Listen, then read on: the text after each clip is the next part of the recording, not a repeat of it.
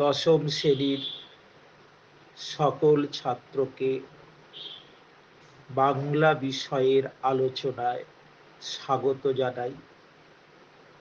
আজকে আমরা অসুখী একজন কবিতার আলোচনা করব।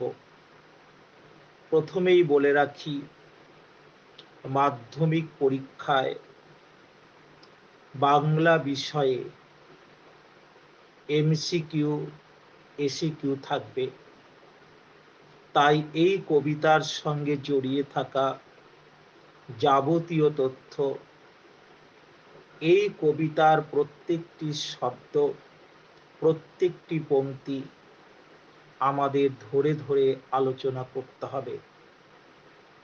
তাই অসুখী একজন কবিতার আলোচ্য বিষয় কি বা বিষয়বস্তু কি, বা এই কবিতার প্রত্যেকটা শব্দ পংক্তি ধরে ব্যাখ্যা করার আগে এই কবিতার সঙ্গে জড়িয়ে থাকা যাবতীয় তথ্য, যেমন কবি পরিচিতি, যেমন এই কবিতার উৎস, মানে এই কবিতা কোথা থেকে গৃহীত, এই কবিতার বাংলা অনুবাদক কে, এই কবিতার অনুবাদকের পরিচিতি কি, এই জায়গাগুলো আগে আমাদের জেনে নিতে হবে। তারপর আমরা কবিতার মূল বক্তব্য এবং শব্দ ও পংক্তি ধরে আলোচনাতে প্রবেশ করব। তাই অসুখী একজন কবিতার সঙ্গে জড়িয়ে থাকা তথ্যগুলোকে আগে আমরা বুলেটিনের আকারে সাজিয়ে দিই, যেগুলো এমসিকিউ এসিকিউ লেখার জন্য আমাদের দরকার হবে। একই সঙ্গে এই কবিতার প্রত্যেকটা শব্দ, প্রত্যেকটা পংক্তি ব্যাখ্যা করার জন্য দরকার হবে। প্রথম আমরা আলোচনা করব কবি পরিচিতি। এই কবিতার যিনি কবি, তিনি হচ্ছেন পাবলো নেরুদা। পাবলো নেরুদা, তার সম্পর্কিত কয়েকটি তথ্য আগে বুলেটিনের আকারে বলে দিই। 1 নম্বর কথা হচ্ছে যে পাবলো নেরুদা কবির ছদ্মনাম। পাবলো নেরুদা কবির ছদ্মনাম। 2 নম্বর তথ্য হচ্ছে, যখনই আমি বলছি যে পাবলো নেরুদা কবির ছদ্মনাম, তখনই তোমার মনে প্রশ্ন জাগবে, তাহলে পাবলো নেরুদার প্রকৃত নাম কি? আমি উত্তরটা দিচ্ছি।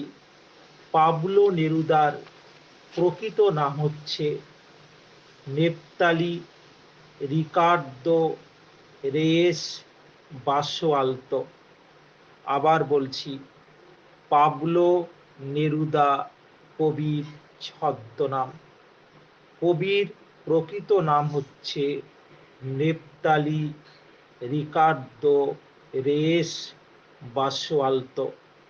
রয়েকার অন্ত্যেষ্টয় একার দন্তেশ্বর, বাসোয়ালতো বয়াকার দন্তেশ্বয় ওকার অন্ত্যেষ্টয়াকার ল তয় ওকার। 3 নম্বর কথা হচ্ছে যে তিনি কবে কোথায় জন্মগ্রহণ করেন। তিনি কবে কোথায় জন্মগ্রহণ করেন? উত্তর বলছি, চিলির পারোলে বা পারোল শহরে 1904 খ্রিস্টাব্দের 12ই জুলাই এই মহান কবি এবং রাজনীতিবিদ জন্মগ্রহণ করেন। 1904 খ্রিস্টাব্দের 12ই জুলাই চিলির সীমান্তবর্তী শহর পারোল শহরে তিনি জন্মগ্রহণ করেন এবং 1973 খ্রিস্টাব্দের 23 সেপ্টেম্বর হৃদরোগে আক্রান্ত হয়ে এই মহান কবির মৃত্যু হয়। অর্থাৎ 1973 খ্রিস্টাব্দের 23 সেপ্টেম্বর এই মহান কবি পরলোক গমন করেন। 4 নম্বর তথ্য যে 1971 খ্রিস্টাব্দে পাবলো নেরুদা, যার প্রকৃত নাম হচ্ছে নেপতালি রিকার্দো রেস বাসোয়ালতো, তিনি সাহিত্যে নোবেল পুরস্কার লাভ করেন। 1971 খ্রিস্টাব্দে তিনি সাহিত্যে নোবেল পুরস্কার লাভ করেন। 5 নম্বর তথ্য যে তিনি কোন ভাষাতে তার সাহিত্য রচনা করেছিলেন। এবার বলে দিই যে তিনি যেহেতু জন্মেছিলেন চিলিতে, চিলির সাহিত্য ভাষা হলো স্প্যানিশ। চিলির সাহিত্য ভাষা হলো স্প্যানিশ। তিনি স্প্যানিশ ভাষাতেই তার সাহিত্য রচনা করেছিলেন, তার কবিতা রচনা করেছিলেন। এটা হচ্ছে পাবলো নেরুদার পরিচিতি। অর্থাৎ যে তথ্যগুলো তোমাকে দিলাম সেই তথ্যগুলো বলি। 1 নম্বর হচ্ছে পাবলো নেরুদা কবির ছদ্মনাম। 2 নম্বর হচ্ছে কবির প্রকৃত নাম হলো নেপতালি রিকার্দো রেস বাসোয়ালতো। 3 নম্বর হচ্ছে 1904 খ্রিস্টাব্দের 12 জুলাই চিলির সীমান্তবর্তী শহর পারোলে তিনি জন্মগ্রহণ করেন। 1973 খ্রিস্টাব্দের 23 সেপ্টেম্বর হৃদরোগে আক্রান্ত হয়ে তিনি পরলোক গমন করেন। 1971 খ্রিস্টাব্দে এই মহান কবি নোবেল পুরস্কারে ভূষিত হন। চিলির সাহিত্য ভাষা যেহেতু স্প্যানিশ ছিল, তাই তিনি স্প্যানিশ ভাষাতেই তার সাহিত্য রচনা করেছিলেন। এবার 2 নম্বর হচ্ছে উৎস, অর্থাৎ অসুখী একজন কবিতাটি কোথা থেকে গৃহীত। কোথা থেকে গৃহীত তার উত্তরটা বলছি। এটা পরীক্ষাতে কিন্তু গুরুত্বপূর্ণ একটা প্রশ্ন, যে 20 শতকের মাঝামাঝি পাবলো নেরুদার একটি কাব্যগ্রন্থ, যার নাম হচ্ছে এক্সট্রাভ্যাগারিয়া, বানান বলছি EXTRAVAGARIA।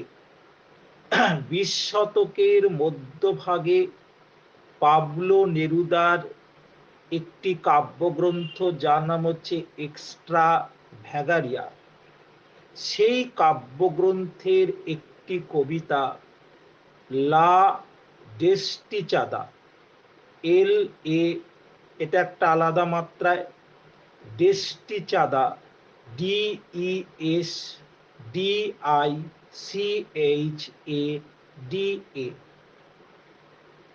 এই কবিতারই বাংলা অনুবাদ হলো অসুখী একজন।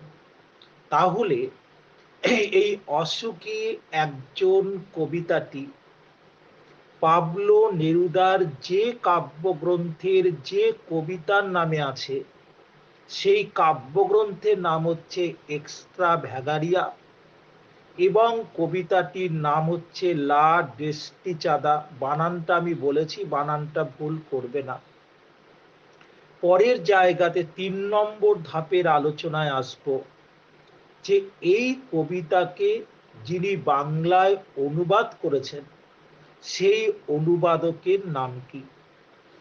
যিনি বাংলায় অনুবাদ করেছেন, এটাও কিন্তু পরীক্ষাতে প্রশ্ন দেয় যে অসুখী একজন কবিতার বাংলা অনুবাদক কে। তার উত্তর হবে নবারুণ ভট্টাচার্য। বিখ্যাত সাহিত্যিক নবারুণ ভট্টাচার্য। এবার অনুবাদকের পরিচিতি দিই। তার পরিচিতি আমরা প্রত্যেকেই কম বেশি জানি যে 1948 খ্রিস্টাব্দের 23 জুলাই মুর্শিদাবাদের বহরমপুরে সাহিত্যিক নবারুণ ভট্টাচার্যের জন্ম হয়। সাহিত্যিক নবারুণ ভট্টাচার্যের জন্ম হয়। তার বিখ্যাত উপন্যাসের নাম আমরা জানি হারবার্ট। তার বিখ্যাত উপন্যাসের নাম হচ্ছে হারবার্ট। আর তার বিখ্যাত কাব্যগ্রন্থ হচ্ছে এই মৃত্যু উপত্যকা আমার দেশ না। এই মৃত্যু উপত্যকা আমার দেশ না। এবার বলি, তিনি 2014 সালের 31শে জুলাই 66 বছর বয়সে পরলোক গমন করেন। তার আর একটা বিশেষ পরিচিতি আছে, তিনি বিখ্যাত সাহিত্যিক মহাশ্বেতা দেবী এবং বিখ্যাত বাংলা নাট্যকার বিজন ভট্টাচার্যের সুপুত্র। তাহলে আমরা অনুবাদকের পরিচিতি দিলাম। আমি সেই তথ্যগুলো আরেকবার সাজিয়ে দিই।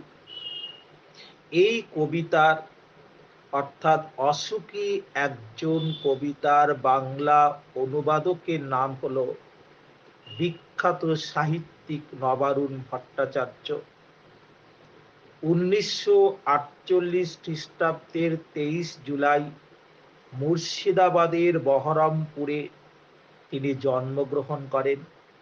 তার বিখ্যাত কাব্যগ্রন্থের নাম হচ্ছে এই মৃত্যু উপত্যকা আমার দেশ না। তার বিখ্যাত উপন্যাসের নাম হচ্ছে হারবার্ট। এবং 31শে জুলাই 2014 নবারুণ ভট্টাচার্য 66 বছর বয়সে পরলোক গমন করেন। তার বিশেষ পরিচিতি, তিনি সাহিত্যিক মহাশ্বেতা দেবী এবং নাট্যকার বিজন ভট্টাচার্যের সুপুত্র। অনুবাদকের পরিচিতিতে আরেকটি কথা যোগ করতে হবে। নবারুণ ভট্টাচার্য বিভিন্ন বিদেশি কবিদের কবিতা বাংলায় অনুবাদ করেছিলেন। সেই অনুবাদ গ্রন্থটির নাম দিয়েছিলেন বিদেশি ফুলে রক্তের ছিটে। বিদেশি ফুলে রক্তের ছিটে। এই অসুখী একজন কবিতাটি বর্তমানে এই কাব্যগ্রন্থের মধ্যেই রয়েছে। এই কাব্যগ্রন্থের মধ্যেই রয়েছে। অর্থাৎ অসুখী একজন কবিতাটি নবারুণ ভট্টাচার্যের বিদেশি ফুলের রক্তের ছিটে এই কাব্যগ্রন্থের মধ্যে বর্তমানে রয়েছে। তাহলে আমরা যে আলোচনাটা করলাম, যে মূল যিনি কবি পাবলো নেরুদা, তার পরিচিতি দিলাম এবং উৎসটা বললাম যে এই কবিতাটি পাবলো নেরুদার কোন কাব্যগ্রন্থের কোন কবিতা। তারপরে বললাম এই কবিতার বাংলা অনুবাদ কে করেছেন। তারপরে বললাম এই বাংলা অনুবাদের কবিতাটি কোন কাব্যগ্রন্থের মধ্যে আছে। এবার আমরা কবিতার বিষয়ের মধ্যে প্রবেশ করার চেষ্টা করব। যারা পংক্তি ধরে কবিতাটি পড়েছ তারা দেখবে যে এই কবিতাটি একটি কাহিনী ধর্মী বা আখ্যান ধর্মী কবিতা। এই জায়গাটাকে খাতায় লিখে রেখাঙ্কিত করে দেবে যে এই কবিতাটি হচ্ছে একটি কাহিনী ধর্মী বা আখ্যান ধর্মী কবিতা। অর্থাৎ এই কবিতার মধ্যে একটি কাহিনী বা গল্প আছে। দেখবে এর আগের যে পাঠক্রম ছিল সেখানে রবি ঠাকুরের লেখা একটি কবিতা পাঠ্য ছিল ২ বিঘা জমি, এবং সেই কবিতাটিও কিন্তু একটা আখ্যানধর্মী বা গল্পধর্মী বা কাহিনীধর্মী কবিতা ছিল। এখানে বলি, যে কবিতাগুলো দেখবে কাহিনীধর্মী হয় বা আখ্যানধর্মী হয়, সেই কবিতাগুলো কিন্তু মনে রাখা বা সহজ এবং পড়তেও ভালো লাগে, যেহেতু কবিতার মধ্যে একটা গল্প আছে। অসুখী একজন কবিতাটিও কিন্তু একটি কাহিনীধর্মী এবং আখ্যানধর্মী কবিতা।